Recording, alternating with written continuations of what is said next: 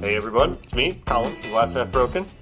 So a while back, I used to work at a fountain factory, and it's those places that would make those big stone fountains that would spurt out water, and you put it in your front yard and all that stuff.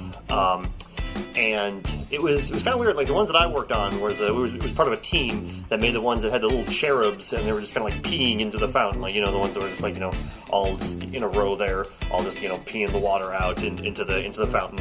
And it was kind of our job to kind of like model the penises in there. And it was a little weird and awkward, but so what they ended up having to do was they had to get some guys that had just very small penises, and they would just model them. They would get the mold and get that out there, and then they would fill up the mold, and then they would put it on the statue there.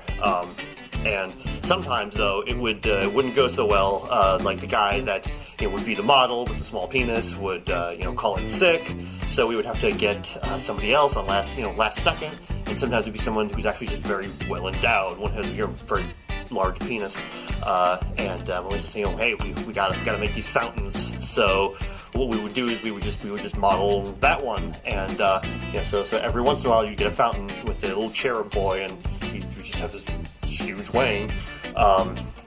And sometimes we wouldn't even have the stone, because you had to have a special kind of stone to model that part of the fountain.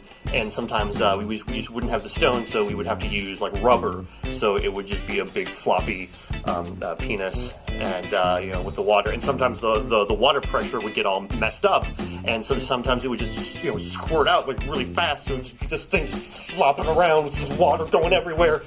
And I mean, some people like that though. Some people really, they would buy the fountain from like the Home Depot or whatever, and that would be just something good to show the friends. But yeah, it was hard work, and it would get awkward at times. But yeah, that's gotta make a living, right? Those heady days over at the fountain factory. Heady days, like the penis. All right, well, I'm gonna get going. You guys have yourself a grand old day, and I'll see you all later.